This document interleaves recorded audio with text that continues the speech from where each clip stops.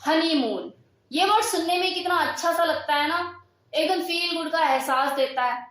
कानों में सितार बजने लग जाते हैं, एक रोमांटिक सा मूड हो जाता है और फिल्मी गानों की धुनें बजने लग जाती हैं। लेकिन क्या आपने कभी सोचा है जैसे फिल्मों में ये जो हनीमून को जिस तरह से दिखाया जाता है, जिस तरह की इसका चित्र वर्णन होता है, जिसमें हम खो जाते हैं देखते हुए, क्या हर किसी की जिंदगी में जो उसका हनीमून होता है रियल लाइफ में, क्या इतना मेमोरेबल हो पाता है, उसकी मेमोरीज में ऐड हो पाता है, या फिर कड़वे यादों की तरह उनको कचोटता रहता है। देखो, अगर गूगल पर आप जाओगे तो आपको रिटर्न मटेरियल में बहुत कुछ मिल जाएगा कि हनीमून प्लान करना चाहते हो तो ये रखना मत भूलिए, वो रखना मत भूलिए। लेकिन मैं आपको इस वीडियो में कुछ ऐसे रियल फैक्ट के बारे में बताने वाली हूँ कि ऐसा क्यों होता है कि किसी इंसान की जिंदगी में ये जो हनीमून पीरियड होता है उसकी एक्सपेक्टेशन पे खरा नहीं उतरता। तो वीडियो बड़ा इंटरेस्टिंग रहेगा, लास्ट तक देखिएगा। हमारे समाज में आप किसी के लिए लायक हो या ना हो, लेकिन शादी के लायक जरूर हो जाते हैं और शादी के बाद पीरियड शुरू होता है हनीमून का। एक आम इंसान के लिए हनीमून का मतलब क्या होता है? वही 4-5 दिनों का वो गोवा और मनाली का ट्रिप जो कि उसी के ही परिजनों में से कोई एक उनके लिए बुक कर देता है, 4 लोगों को पीठ पीछे ये बोलने के लिए कि देखो हमने करा के दिया, हमारे लिए तो किसी ने सोचा नहीं था, कम से कम हम तो सोचे अगलों के लिए। तो उनसे कोई ये बोले कि इतना आप अपने लिए ही सोच लेते तो कम से कम आज पीठ पीछे आपको ये बातें तो नहीं बोलनी होती। तो मतलब यहाँ भी शोशाबाजी। कुछ लोगों के लिए जो हनीमून है सिर्फ उनकी मस्ती होती है, तो दूसरों के लिए ये उनकी हस्ती मिटाने की परंपरा साबित होती है। देखो, हनीमून एक ऐसी चीज है, इसके ऊपर आप चाहे जितना मर्जी खर्च कर लो, प्लेन में चले जाओ, ट्रेन में चले जाओ, महंगे से महंगे होटल को बुक कर लो, लेकिन इसका मजा वही लोग उठा सकते हैं जो आपस में कंफर्टेबल फील करते हो, अगली देना चाहती हो उसे खुलकर, वरना सब चीजें बेकार हैं। आप बढ़िया से बढ़िया सनसेट देख लो समुद्र के किनारे बैठकर, लेकिन अगर वहां पे आप स्मूच नहीं कर रहे, किस नहीं कर रहे, समुद्र की लहरों में गोते नहीं लगा रहे, मस्ती मजा नहीं कर रहे आप समुद्र की लहरों के साथ, तो सब चीजें बेकार हैं। आपने बीच पर अगर रोमांटिक किस नहीं किया, वहां जाके आपने फ्लैशिंग नहीं करी, एक दूसरे से छेड़खानी नहीं करी, मजे नहीं लिए, सब बकवास है। और वो होता कब है? जब 2 लोगों के बीच में भरपूर फिजिकल अट्रैक्शन होता है कि दोनों की बॉडी एक दूसरे की तरफ खिंचती है और रोक ही नहीं पाते अपने आप को, ना उन्हें इससे फर्क पड़ता कि हमें देख कौन रहा है।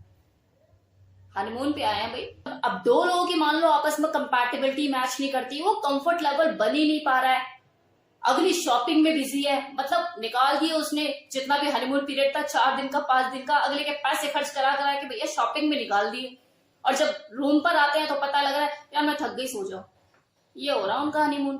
अब देखो, कोई भी चीज तब सक्सेसफुल होती है, तब मेमोरेबल होती है जब आप उसके लिए प्रिपरेशन करते हैं पहले से ही। ऐसा नहीं कि किसी ने आपको टिकट करा के दे दिया तो वहां पे जाके आपको होटल में एंटरटेनमेंट करने के लिए भी वो हाजिर होगा। वो आपको बार बार नहीं सिखाएगा, चीजें आपको सीख कर चलनी है। First impression is last impression, ऐसा एवे नहीं कहा जाता। और अगर चलो फर्स्ट इंप्रेशन में अगर आपसे चूक हो गई है तो दूसरा इंप्रेशन आपका इतना तगड़ा होना चाहिए कि वो लॉन्ग लास्टर रहे। और देखो, इंप्रेशन शुरू होता है सबसे पहले आपके लगेज से, आपके कपड़ों से। आप हनीमून के लिए जा रहे हैं, कोई इंटरव्यू देने नहीं जा रहे हैं, तो इस तरह के कपड़ों का चयन कीजिए जो कि बहुत कैजुअल हो और आपके ऊपर सूट करते हो, आपकी बॉडी को सूट करते हो, आपके ऊपर जचें। और देखो, शादी से पहले आपका थोड़ा बॉडी पर ध्यान भी देना जरूरी है। भले जिम ज्वाइन करो, ठीक है ना, फिजिकल एग्जामिन भी तो होने वाला है, अगली देखेगी भी तो सही क्या है अगला। और वैसे भी हनीमून कपल, पता लग रहा बंदे के साथ जो बंदी है उसने चूड़ा पहना हुआ है, आते जाते जो लोग आपको जानते भी नहीं है ना, पीछे मुड़ मुड़ कर देखेंगे और तुलना वहीं से शुरू। उन्हें नहीं फर्क पड़ता कि भैया आप कितना कमाते हो कितना नहीं, उन्हें तो बस ये दिखता है कि यार दिखने में कैसे लग रहे हैं। तो इसलिए अपने ऊपर ध्यान दीजिए। तो इसलिए बहुत जरूरी है आपको अच्छा लगना, क्योंकि वहीं से कंपैरिजन शुरू हो जाता है जो आपका हनीमून खराब कर देता है।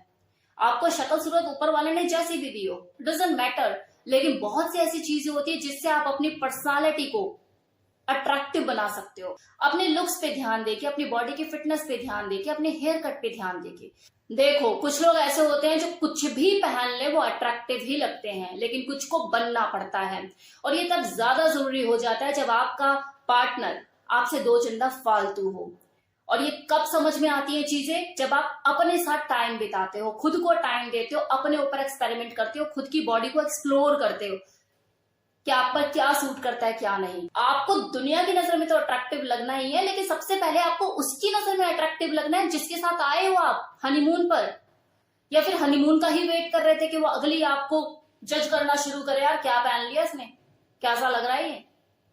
मतलब उसके अंदर भी वो क्यूरियोसिटी क्रिएट करो ना, मतलब लगे ना उसे कि हाँ मुझे भी पकड़ना है इसे, मचल रही है वो भी आपको हम बिस्तर होने के लिए। और शॉपिंग भूल ही जाए, कमरे में से बाहर ही ना निकले।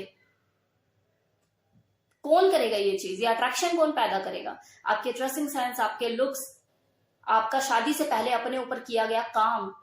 और ना आप ही बोलेंगे क्या इतने पैसे खर्च करे मैंने हनीमून पर, फ्लाइट में लेकर आया, गोवा की सैर कराई, मनाली के हिल स्टेशन पर गए, लेकिन मिला क्या? खुद्दू कुछ भी नहीं। देखो यहाँ पे लड़की को भी चाहिए वो अपने हस्बैंड के हिसाब से कपड़े पहने, थोड़ा सा बोल्ड ड्रेसअप करे, थोड़ा सा अंग प्रदर्शन करे।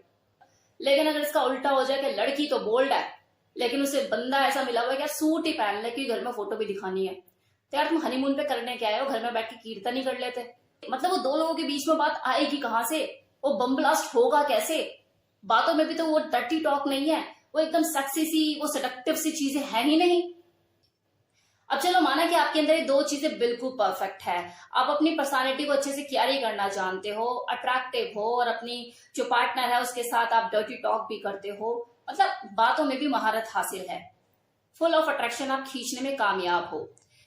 लेकिन अब एक तीसरी चीज जो कि और भी ज्यादा इंपॉर्टेंट है वो है अपने पार्टनर की पसंद नापसंद को समझना, उसके टेस्ट को समझना। क्योंकि शादी के बाद ये हनीमून का जो पीरियड होता है, जो भी आपका 4-5 दिन का, यही वो टाइम होता है जिसमें आप सबसे ज्यादा फ्री होकर अपने पार्टनर के साथ टाइम स्पेंड करते हो।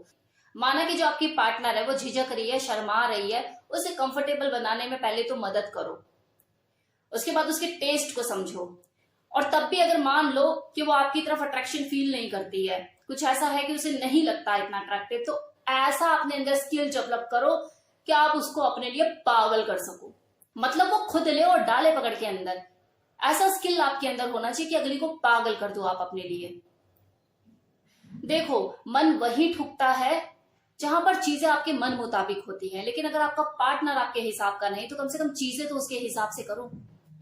देखिए अगर आपको अपने हनीमून को यादगार बनाना है तो थोड़ा सा आपको सेक्स में भी एक्सपेरिमेंटल होना पड़ेगा, थोड़ा सा बेशरम भी होना पड़ेगा, एक स्पार्क डेवलप करनी पड़ेगी, केमिस्ट्री पैदा करनी पड़ेगी आपको अपने और अपने पार्टनर के बीच में। और ये केमिस्ट्री अगली की खर्चा पूरा करने से नहीं आएगी कि यार मैंने तो हनीमून के टाइम पे उसे ये दिला दिया, वो दिला दिया, 50,000 से ऊपर खर्चा कर दिया। ऐसा करके तो उसकी नजरों में आप सम्मान ही पाएंगे कि हाय मेरा जो पति है, मेरा देवता है, कितना ध्यान रखता है मेरा। तो एक लड़की को लव मेकिंग और सेक्स के टाइम पे एक हिला हुआ ही आदमी चाहिए होता है, ऐसा सतगुरु महान आदमी नहीं चाहिए होता, फिर तो वो पूजा ही करेगी आपको बिठाकर।